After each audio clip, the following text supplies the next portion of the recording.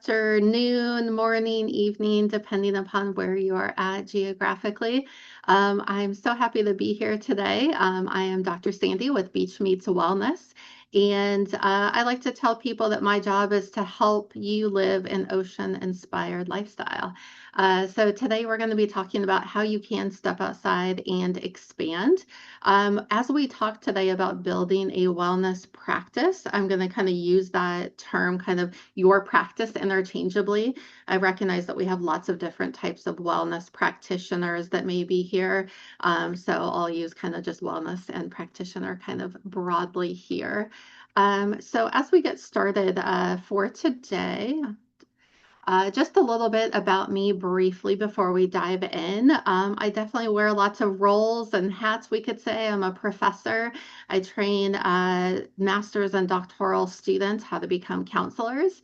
My training and background is in counseling. I'm also a yoga teacher, sound healer, and recently have expanded into doing quite a bit of corporate wellness programming. So I would love for you to follow me. I'm on all the socials at Beach Meets Wellness. My website is also super easy. It's beachmeetswellness.com, where you can learn a bit more about me and kind of follow along with my ocean-inspired lifestyle and business.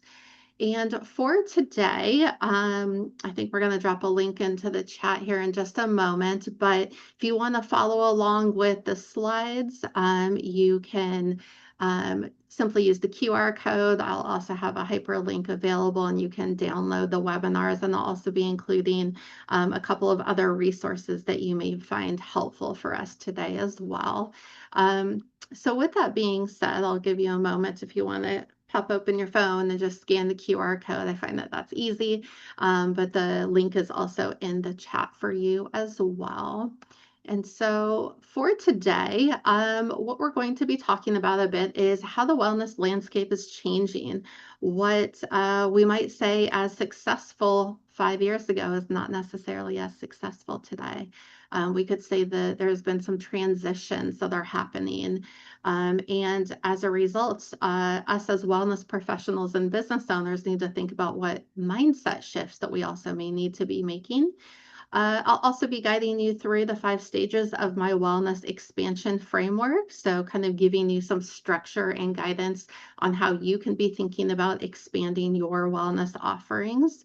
And then I'll share throughout our time together today some practical examples from different types of wellness collaborations that I have had. And you can start thinking about your first step towards your own expansion, again, for whatever your wellness profession may be. So what I want you to think about is, as you are sitting here today, what if your current practice wasn't defined by your location, but it was defined by the experiences that you were creating? I want you to take a moment and be thinking about where are you currently serving people? And where does the expansion come in? Where else might your work belong? Maybe it already exists within a traditional office or studio type of setting, but where else could experiences be created for you?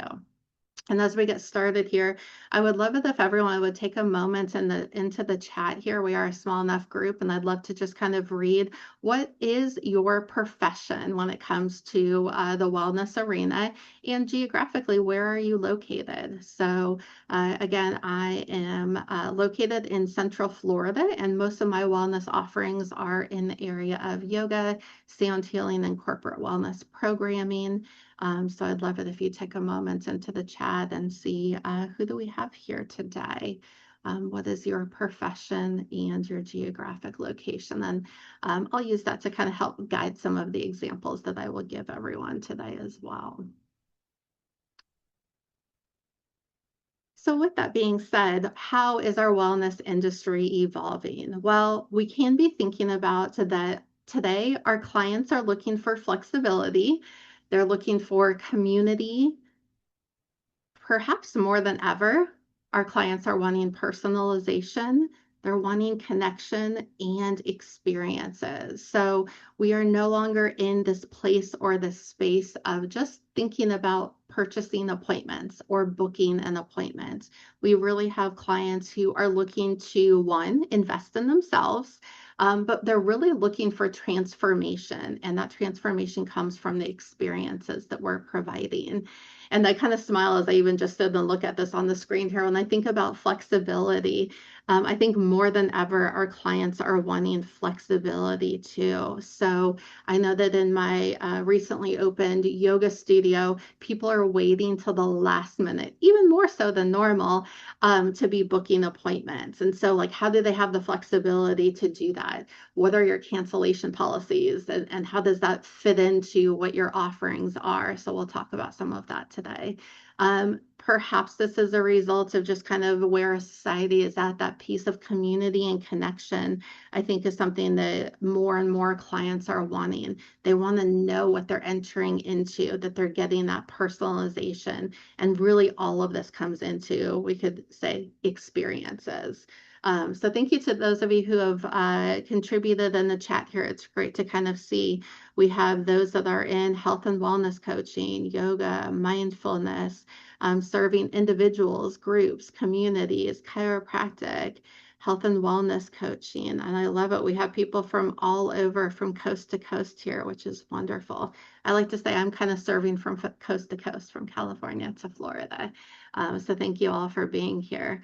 Our industry is changing. There's no doubt about it, but we have to be, again, changing our mindset a bit to be thinking more about experience over the transaction. So people are not going to just remember the room that they're in or the building or the furniture. They may remember those things, particularly if you have something that is rather notable. If you walked into my studio space, there's lilac walls. Maybe not necessarily something that's so common. Are people going to remember that? Yes, maybe to a certain extent, but more than that, our clients are going to remember how they feel. They're going to remember how they feel when they walked into that studio space, or they're going to remember who they met. They're going to remember, oh, that person that I had a conversation with before the service or after the service. Is also an important part of the experience that they're having. And so if we take more of the mindset of focusing on the experience, we're also contributing to fostering relationships with our clients that are going to serve in a more long-term way. Because the reality is we could look at things in terms of my business has competition, but the reality is that there is plenty of clients out there for every single wellness professional that is out there. I firmly, firmly believe that. So we don't need to come from a place of competition, but we need to be able to come to a place of focusing on the experiences that we're providing to our clientele and thinking about how can we focus on experiences that help them remember how they felt, who did they meet, and how were they cared for, and how is this building part of that transformation for their life. So with that being said, what we are going to focus on is the wellness expansion framework. And so I've divided this into 5 different areas when we are considering expansion. So we can be talking about perspective, environment, experience, ecosystem, and impact. And we're going to dive into each of these areas. So for the first one, the first way in which, if we are wanting to expand our wellness offerings and thinking beyond these traditional spaces, is really thinking about how are you expanding your perspective. So the current practice that you have today does not define the practice that you are able to build for tomorrow. And so starting with that mindset and perspective, it's important to be able to take inventory and be thinking about some of these questions and reflecting upon them. Maybe this is something where some of you might start and go for a walk or get a piece of paper and journal about some of this. But first, you want to be thinking about what assumptions are you making about your current wellness offerings and about your business? And where did those assumptions come from?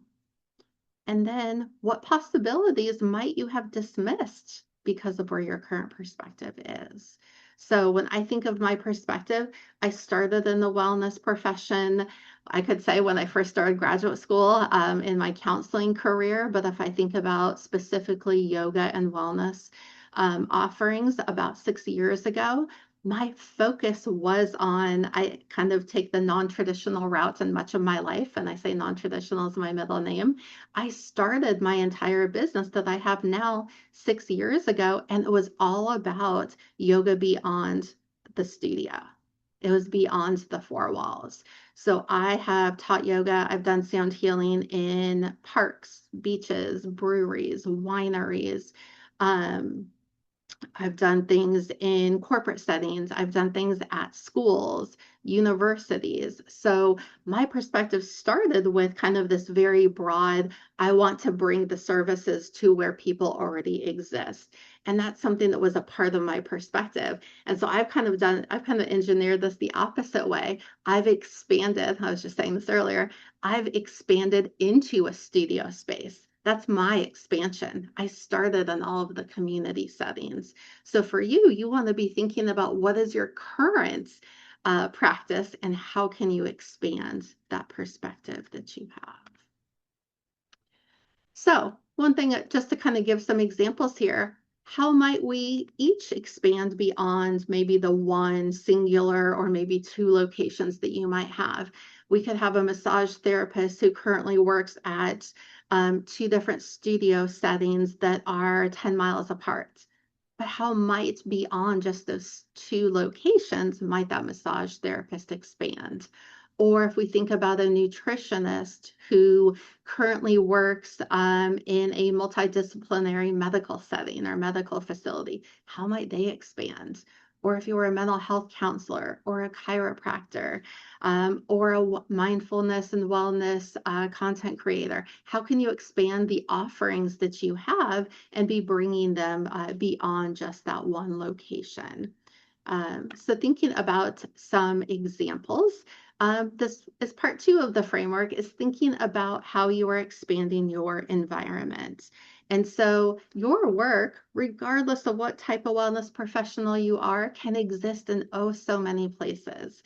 And again, this is just the beginning of a list. Actually, on my website, I have a freebie that is called 20 locations for you. So 20 different locations for you to think about as a wellness provider, which you can check out. So this is just a few options. A coffee, kava, tea shops. Those are places where it's a communal spot already, and people are going to spend time there.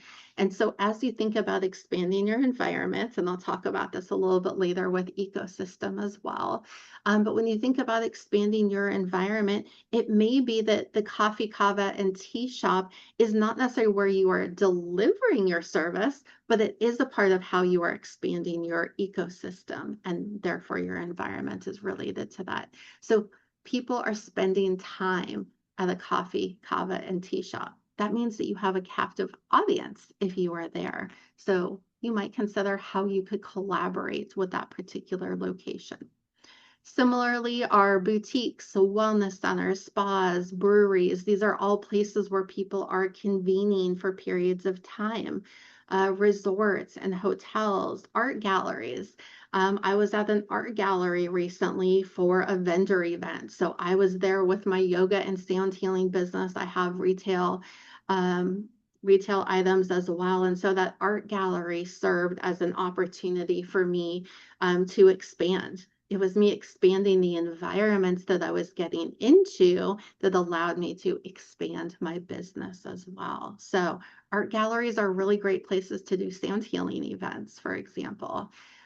Working with resorts and hotels, you can be expanding. You can do anything in a resort or a hotel.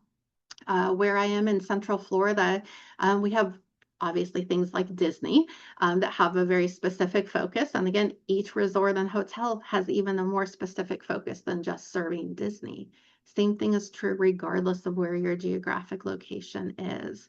Are there certain, I can think of someone recently around here told me they were doing a tour of different types of Airbnbs and different kinds of bed and breakfast. And one of them was focused on board games. How might you come into that B&B that focuses on board games? How might your services come into that type of space? And then, of course, we have corporate offices that we can be entering into, as well as potential medical and health partnerships. So part two of your expansion is thinking about how would you expand the environments that you are putting yourself into, not just your services. So think like an opportunity seeker here and ask yourself where, again, this is going to be different for every person, where are people already gathering? Okay. And then where are people already seeking wellness? And then most importantly, how could I meet them there? What is it that I can do? Where is the opportunity? Because really, the reality is that the opportunities are endless. Um, so again, if you are the type that kind of journals or reflects upon this, maybe you think about it as an opportunity seeker. Sky's the limits. Where could you meet those future clients at? What might be possible for you? And so as you think about this possibility, again, I think some visuals are important here, is what is possible? Anything is possible. I'm going to use this picture in the middle here. So this picture in the middle is, I believe there are 37 folks that are in that picture. Well, I guess 38, including myself, because 37 is the limit on this tiki boat here. Okay. The environment that is envisioned here was being on the water. Who would have thought that I thought of a wellness event that was going to be on the water? And I'm going to bring this in a bit later as we talk about ecosystem. But the environment was being on the boat and being on the water and bringing people together for an experience here. Okay. Maybe the experience and the environment is about building that connection, like on the left, of just having a small group of people together. Maybe it's two. I've done private retreats for one person before, and that's been a very rewarding experience. Or maybe like the picture on the right, maybe it's more of a group setting and building community and connection with what you are doing. We could make a lot of assumptions about what was happening on the picture on the right here. It could be folks coming together to play games. It could be folks coming together to talk about their health circumstances and having a communal experience. There's all kinds of things that can happen here. But we have to focus on both the environment that we have, or I'm sorry, perspective, environment, and now we get to the experience. Again, I've said this before, people are going to remember experiences, not the appointments, not the transactional piece. And so the experiences are what are going to create the transformations, and having them involved. And so when we think about how can you expand the experiences in the offerings that you have, I put in purple here at the bottom, just some different ways as you think about how you can add to the experiences. So is there an educational component that can be added to your offerings? Is there a community building piece that can happen? For example, if you are working, if you are in a health or chiropractic type of setting, perhaps part of your community building is like, do you have a wall of wellness of your most recent clients? That would be a way that you can build community in there. Can you have people share their favorite quotes?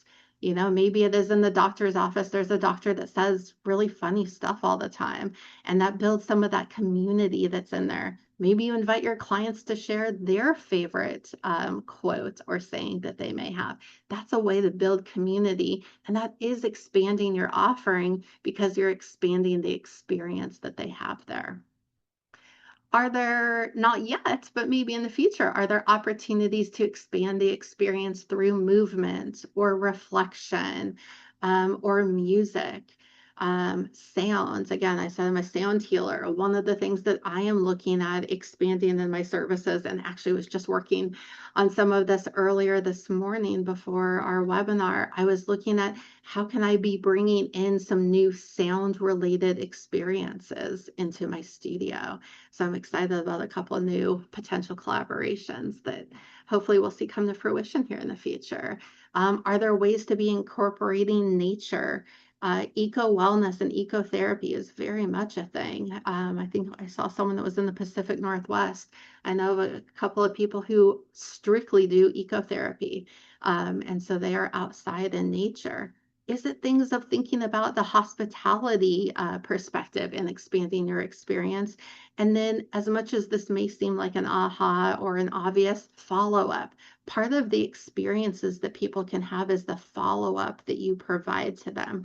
And all of these things that I've mentioned are all things that can make you stand apart from the next provider that's providing the exact same service that you are. These are things that can be expanding the experience for you. So, as we think about this way of expanding here, instead of thinking about one massage appointment or one chiropractic appointment, think of corporate wellness day recovery. If you're instead of nutrition consultation, which may take place in a health or medical facility, can you offer the service to your clients of doing healthy grocery store tours? These tend to be great experiences. Not only could I educate someone about nutrition and healthy decision making, but they're getting an experience by doing that grocery store tour. That's going to build a much more lasting, not just experience in the immediacy, but for the long term, and not just with that one client. Because remember, clients and referrals are the number one best way to build your practice, whatever kind of wellness practice that may be. So, can you imagine if I had a really great healthy grocery store tour experience? I can now go and share that with another person. And that person might be able to do that on their own or seek out you to provide that exact same service. Again, I mentioned my background in counseling. Instead of just thinking about those individual counseling sessions, can I think of community resilience workshops and being able to serve my community in a new way? And this can build greater impact. And impact is something we'll talk about in just a moment as well. So again, be thinking about how is it that these experiences really can expand quite creatively and also quite naturally with just who you are and the types of clients that you want to serve here. So number 4 here is expanding your ecosystem. And I know I mentioned this phrase earlier, but by all means, community over competition here. Yes, we could have multiple massage therapists in our community, but each and every one is providing their own unique and distinct service. So there is no need to have a mindset or belief that there is competition. So for some of you, it may be really focusing on number 1 and spending some time at that part of the framework here and thinking about your mindset. So how can you first build that mindset of community over competition? And when we talk about business growth through relationships, absolutely the strongest wellness businesses are deeply connected to one another. So referrals, again, word of mouth is so critically important in the work that we do.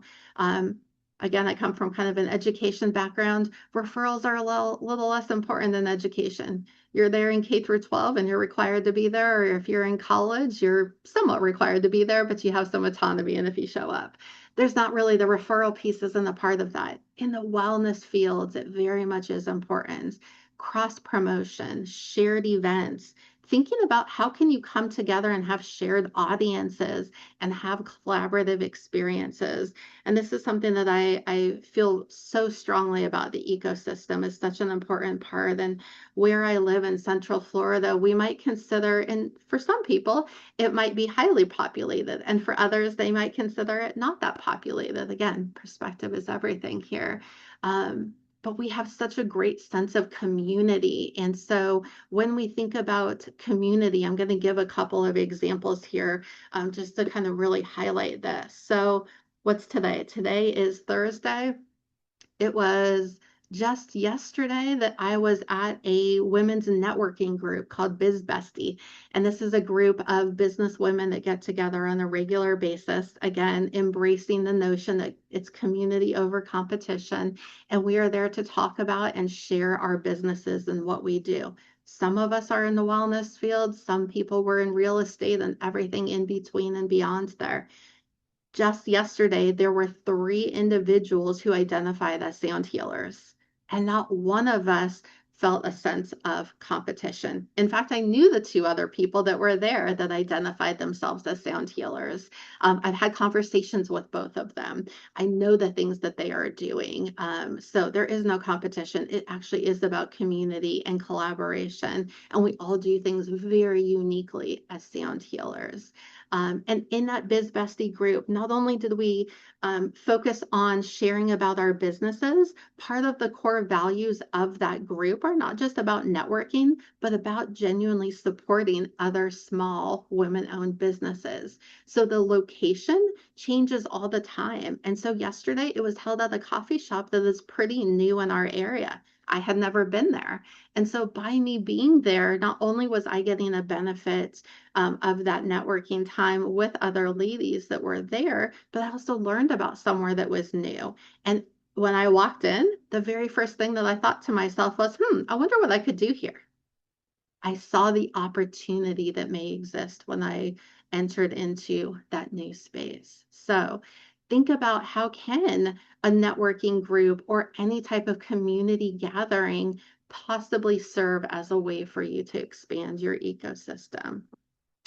Another example is with a collaboration that I think is one that is really undervalued, and that is doing pro bono opportunities. And so, yes, obviously our financial capacity and resources are important, but sometimes it really is about cross promotion and the opportunities that can exist. So, there was a local chiropractic office that was holding an event for their clients, and it was kind of a give back type of event. And so I came in there and led a brief yoga practice. They also had a sound healer there as well. And it was a very small, intimate setting where people were able to build community, build connection. They were able to talk with one another, talk with the providers, talk with other clients that they are currently serving. And there was no compensation for that event. And you know what? Those are folks that refer me now. If there is a question in a community group, for example, they may recommend me for yoga or sound healing or corporate wellness events that are happening. At the end of the event, again, I didn't expect any compensation in there, but their word of mouth, the referral, the ability to cross promote made it so much better. And at the end, I didn't know that I was going to get a cute hat. And if anyone knows me, everyone knows I like a cute hat. I've taken that hat on I don't know how many vacations since then. So there are photos of me with this business wearing that hat. So when we think of cross promotion and the opportunities, we have to think about them creatively and what that cross promotion might look like. Um, and then lastly, this is another great one. I showed you all the picture earlier of being on the water in a boat. So we have a local tiki boat company that charters both public and private events. And I know the business owner, and she said, yes, we do these boat tours. We can go on the water. Some people are there for fishing. Some people are looking at the houses. But how can I build more experience within this? And so again, it was going back to that number 3 part of the framework about the experience. Not only was it a tiki boat, a 3-hour tour, 3-hour adventure, but what could we do with that time? So we scouted out potential locations within our area. There's a couple of local sandbars that again, depending upon high tide and low tide and all the wonderful things that we can and can't control, we came up with how can we do some health and wellness offerings in collaboration with the Tiki Boat. And so now I am on their roster at least once a quarter, depending upon the weather, maybe a little bit more. So I have my next event coming up next month, and it is yoga on the sandbar. And so my clients, new people will come forward and have not only the tiki boat experience, but it may be their first yoga experience as well. We're also piloting sound healing once we get into a little bit cooler weather as well.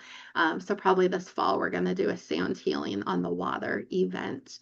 The other thing that I didn't know, but again, you don't always know everything on the front end. Something that I didn't know was how much cross promotion could happen. So this tiki boat company decided that they were going to do some advertising.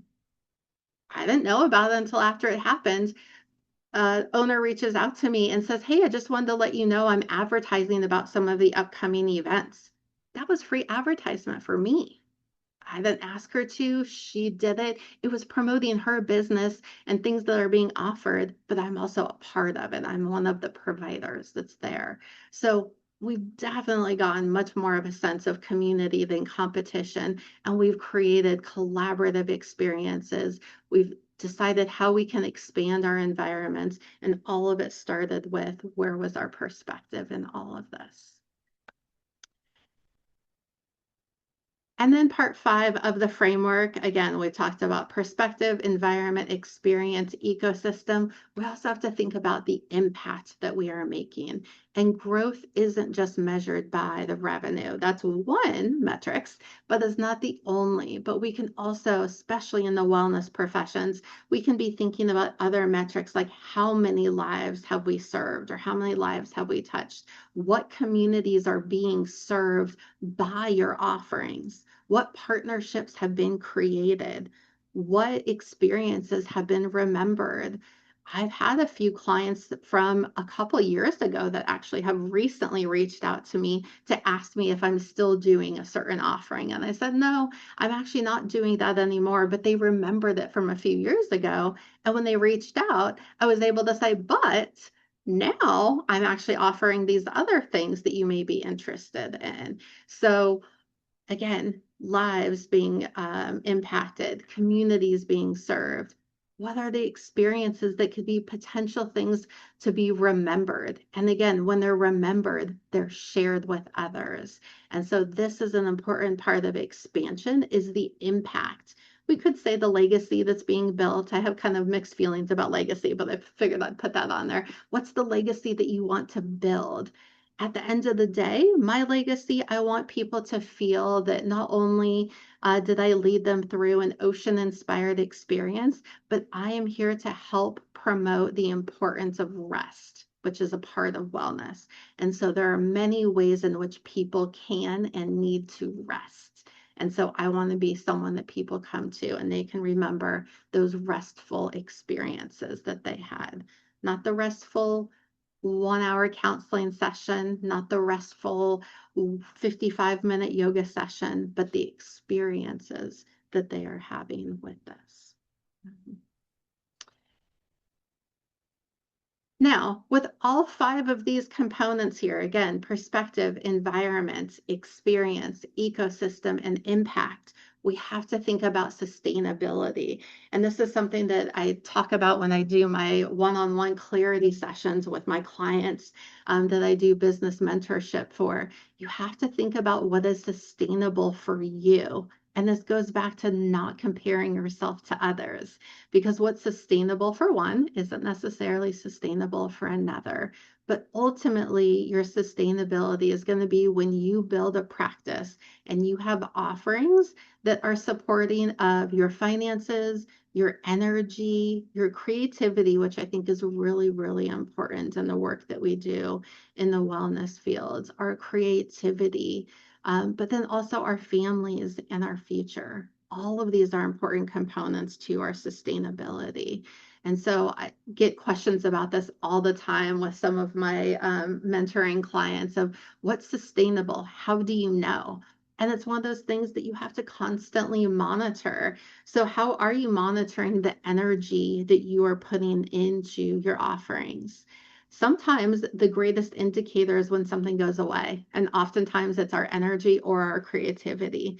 So, if you find yourself maybe feeling a little less energized by what you're doing, that might be a great indicator to kind of look at how sustainable is the work that you're doing. Maybe it's time to make some adjustments, or maybe it's your creativity that feels stifled, or you feel like you're blocked in your creativity. I know for me, if I'm not kind of thinking of ideas, or I'm not walking into that coffee shop like yesterday and going, I wonder what I could do in here. If I'm losing some of that creativity, for me, that's kind of a point for me to pause and really think about how am I doing? Are the things that I'm doing sustainable? And is that really going to allow me to expand or not? Um, and when I think about sustainability, we actually were talking about this yesterday in the Biz Bestie group. When you say no to something, part of that is honoring yourself in these ways. It's honoring perhaps your energy. It's perhaps honoring your creativity or maybe even your family when you say no. But saying no to something can also allow for the opportunity for a yes to something else. Um, and all of that saying no is just as important as being able to say yes to your sustainability and to you being able to expand in the ways that you want to.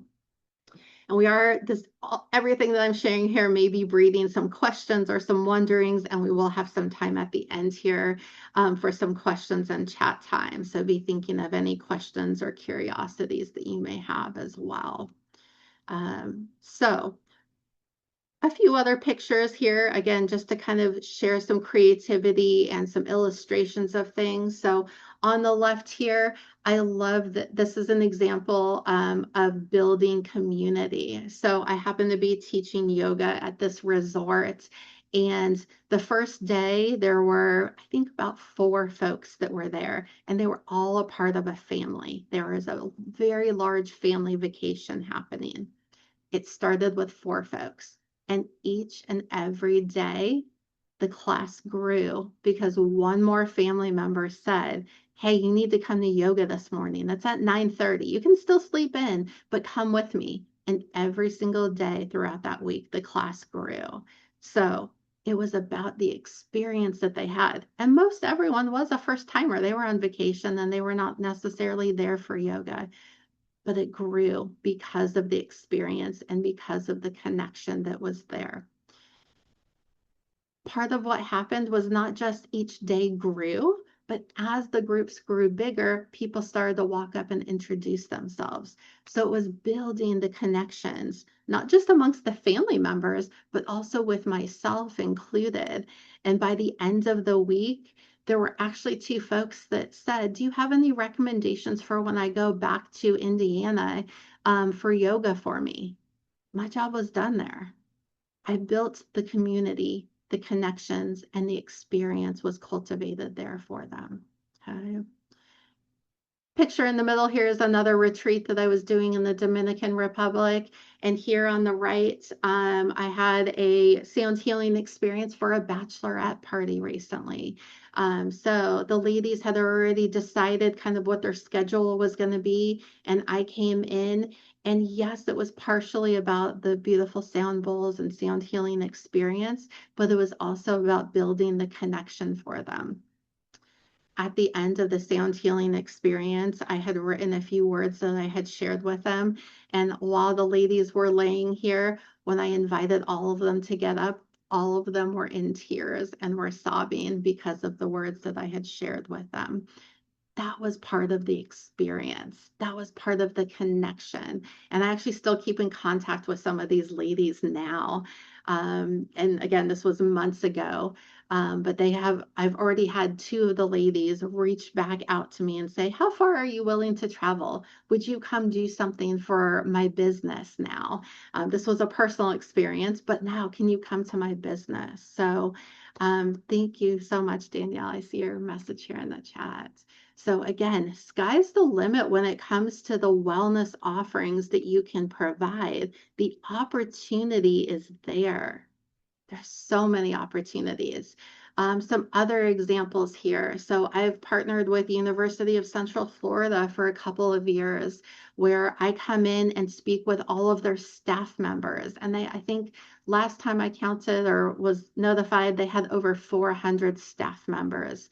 They do something separate for faculty when they come in at the beginning of the academic year, but every summer, all of the staff come together, and what they wanted to talk about was how do you navigate this idea of work-life balance, which this was a couple years ago now. I probably wouldn't even use that term anymore because work-life balance is, it's always a balancing act. So we might talk about work-life integration, might be a bit better. But I was able to come in here and provide an offering for them that met their needs. And again, it was about the experiences. And so part of it was not just me having a speaking engagement, but I was also consulting with administration on what kind of wellness opportunities might exist for the staff members. And so one of the things that they did after consulting with me that I thought was great, two things. One was they had worked with another program. Every single staff member got to take a plant home. And that was something that was building their wellness. Some of them put it in their office at work on campus, and others took their plant home. The other thing that I had consulted with them about is what other elements of workplace wellness might happen. And so we had a weekly event, or not a weekly event, a weekly email template that I created for them. And whoever was the direct supervisor for that unit would provide some type of wellness messaging, and I helped them kind of craft a few things. But that was something where they could kind of have like the wellness, thing of the week. Here's a Calm app. Here is whatever it may be. And so part of it is how can you integrate this into things that already exist? Wellness doesn't need to be a full-time job, but how can we look at what offerings we have and help them, again, build that impact? Number 5 there. And then lastly here, being in Central Florida, Orlando has a wonderfully large conference center and lots of hotels that do different types of conferences. And so I was able to do yoga at a holistic lifestyle conference. And so there are things that if you are in an area, I think someone said they were in Southern California. If you are in an area where there are other opportunities for conferences and events happening, this might be a great way for folks to be able to get in and expand their offerings. Again, I mentioned they do lots of retreats. I could be having lots of different providers come in for my retreat experiences. So again, sky's the limits here. Just a few other things that are in here. Actually going to talk about the one on the right. The photo on the right here is actually a local brewery. And they had a space upstairs that sat vacant for actually a couple of years. They used it as storage until one day I said, has anyone ever done yoga here? And they said, yeah, we did many, many years ago, but we haven't. And I said, well, is there any space for that? And they said, well, we have the storage area, but we could clean it out. This became my designated area. And I taught 1 to, depending, 3 classes a week at this brewery. And when I say 1 to 3 classes a week, it started as 1 class for the community. It became 2 classes. And the 3rd class then became for the employees of the brewery. It was a very large brewery, and so there were dozens of employees. One of the employee benefits was they could attend the yoga class for free. So even again, it was not just the environment that was here, but about the experience that the customers were having, and then the employees saw it. And so we then expanded that to be an employee wellness opportunity as well. Okay. So again, these are just examples of what is possible for you. Again, we've got the tiki boat, we've got sound healing. I've done this in a brewery. This Sunday, I will be at a brewery doing a yoga and sound healing event, and I'm there every single quarter. It is in their calendars, I think, for the next few months here. I've done workshops I've done workshops in lots of different kinds of settings. So again, think about what may work best for you and your capacity. So lastly, I wanted to talk about the practical piece because again, we want things to be sustainable and practical. And so as you think about expansion, you want to think about some of the legal and logistical issues. I know people have asked me many a times about how do you teach on the beach? How have you done things at a park?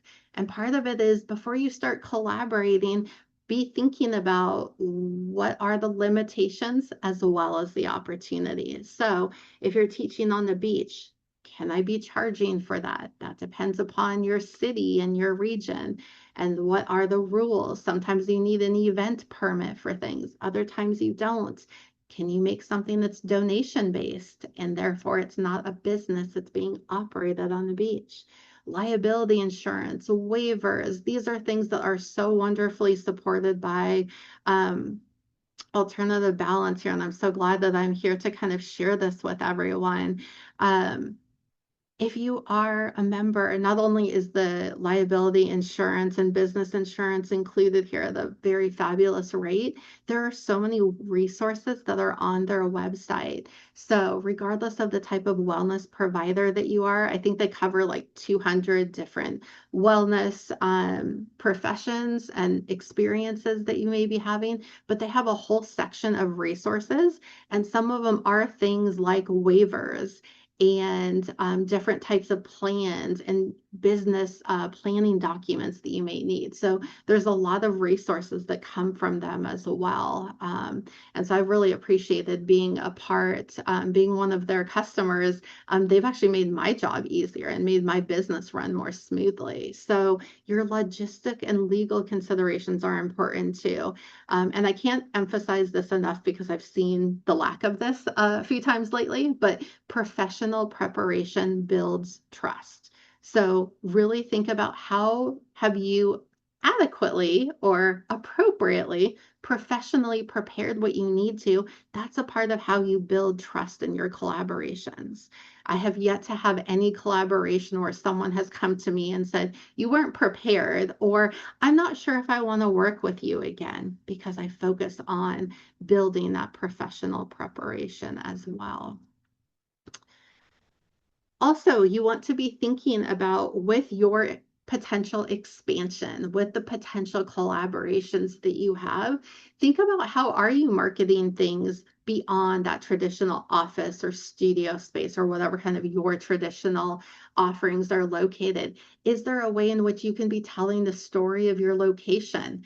That becomes a part of building the experience. So is there something about having retreats in an old church that becomes a part of the story and a part of the experience?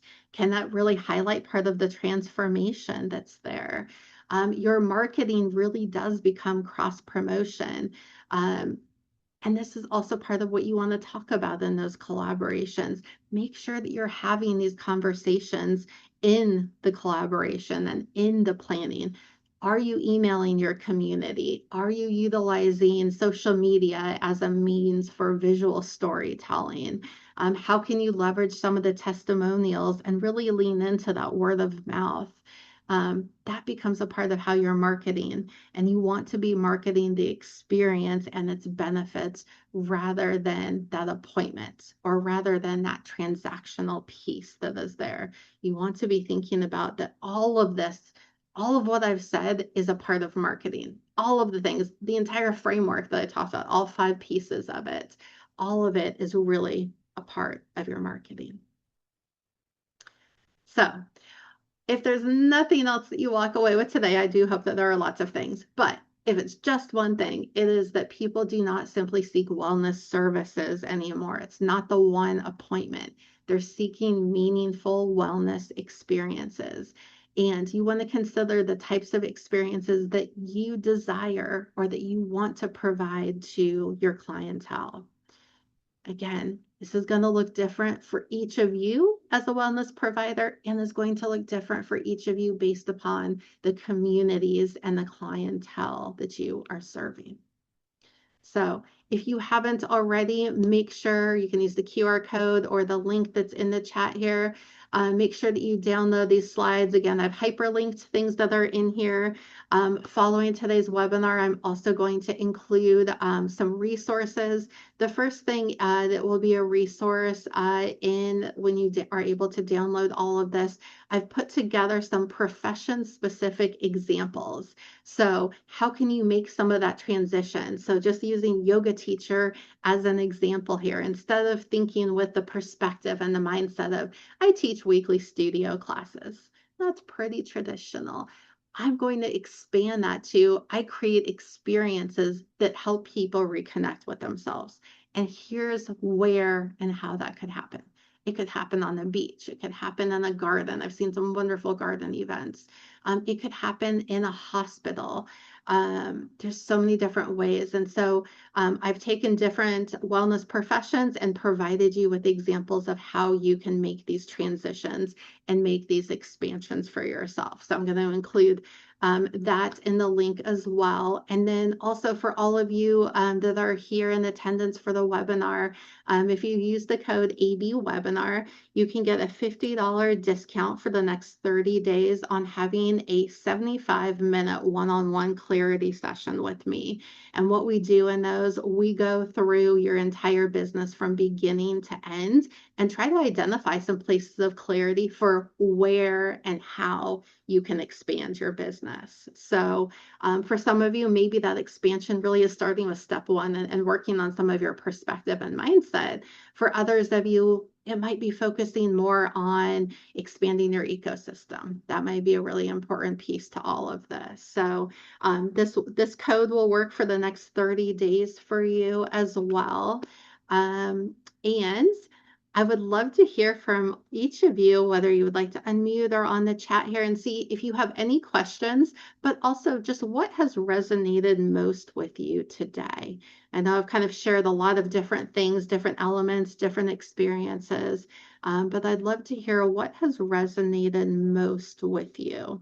Or if you'd like to drop a question in the chat or unmute as well, I am always game for questions. Okay, one question is about collaboration. So where do collaborations happen? Collaborations can happen anywhere, actually. Again, if you think about that mindset of, I walked into the coffee shop yesterday going, what could I do here? Think about it like that. Your collaborations can literally take place anywhere in any way that's possible. The most important thing to do is to ask. You don't know if you don't ask. Questions, wonderings, any aha moments? Yeah, go ahead, Susie. Thank you.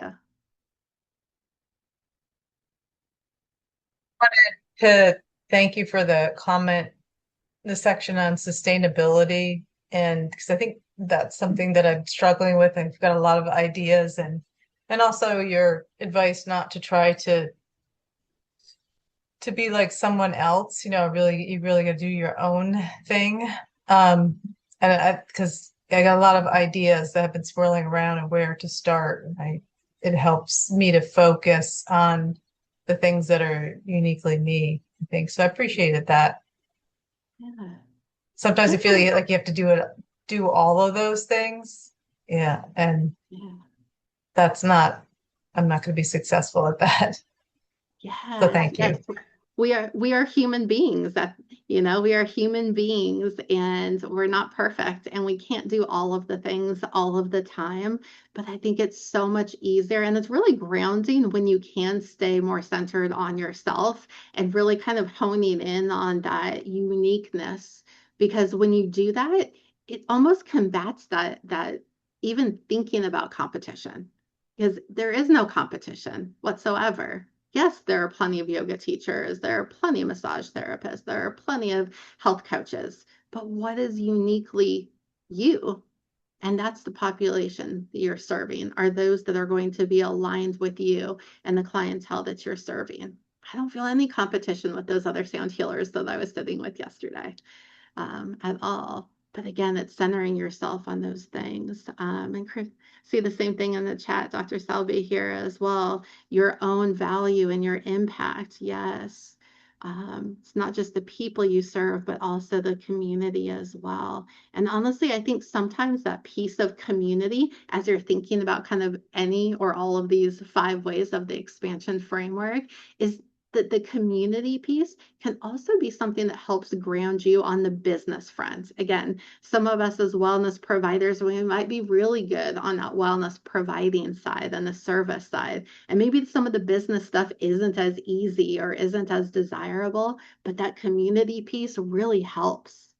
It really helps keep you focused on who you're serving and what you're doing. And that last part, like you mentioned, Susie, the sustainability, making sure that it's something that's sustainable to do. When you have those things, it's not just the expansion framework, it's not just for your clients, it's for yourself and your business. Thank you. Other questions or kind of aha moments for anyone here as we wrap up?